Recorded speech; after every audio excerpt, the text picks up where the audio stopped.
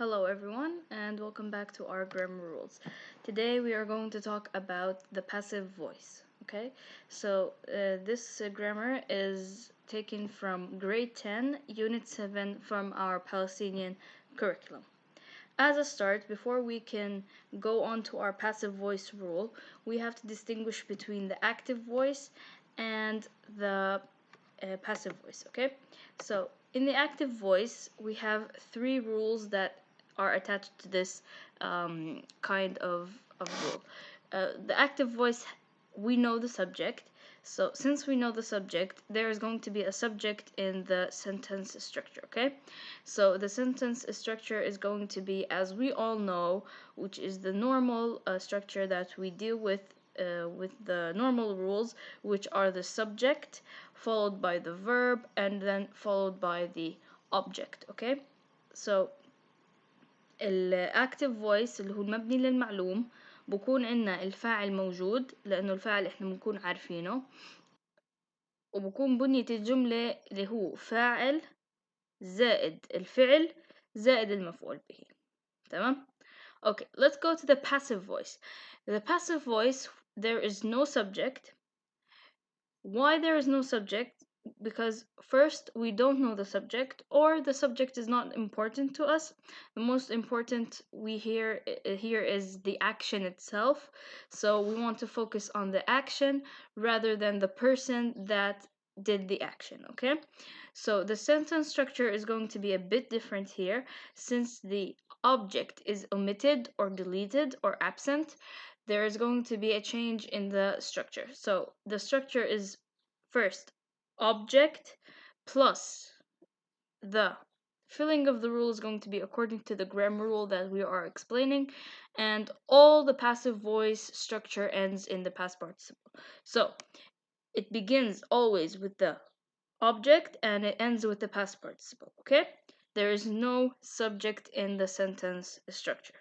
Okay, we can add the subject at the end of the sentence. It's called an agent here. We use it by using the structure by, which is the preposition, plus the subject. This is going to be an optional choice. We will show you how it can be used in the further examples. Okay, let's go on to the present simple as a example. We have a lot of grammar rules. You can apply this to the present simple, you can apply this to the past simple, you can apply this to the present continuous, and so on. So let's take present simple. We have we have an example here. We're going to apply the present the passive voice on it. Okay, so he opens the door. He, a here indicates that it's in the active voice. Okay, so since it's in the active voice, the subject is going to be included. Okay, don't forget.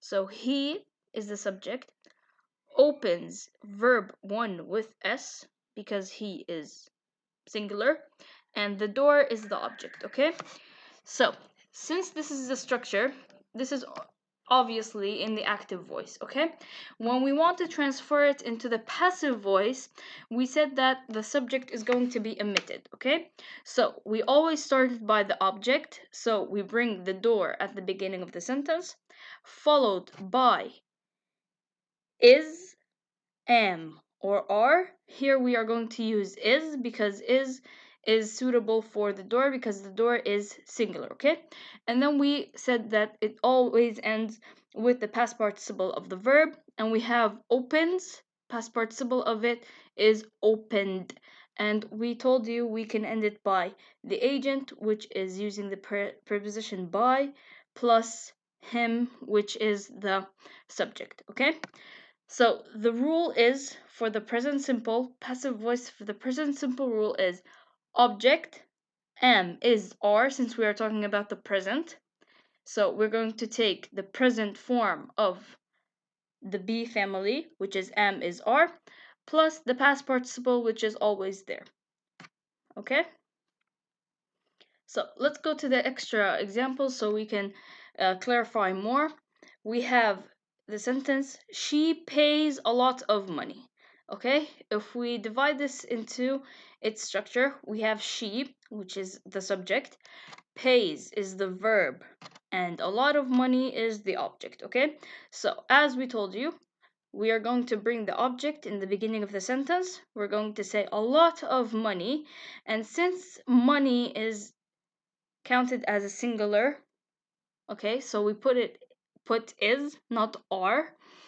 And then the past participle of pays is paid. Okay? The next one we have the gardener waters the flowers regularly. Okay? So the gardener here is the subject, waters is the verb, and the flowers is the object. Now every day here is the complement, which came here as a preposition. Okay? So here we have the flowers we start with because this is the object. And then, since the flowers are plural, what is suitable to use from the be family is are. Okay, so we say the flowers are. And the past participle of waters is watered every day. Now, I gave you the agent at the end, so you can see that it is optional. You can keep it or you can omit it. Okay, that's why I put it in between brackets. Okay. I hope you guys benefited from this rule, and goodbye.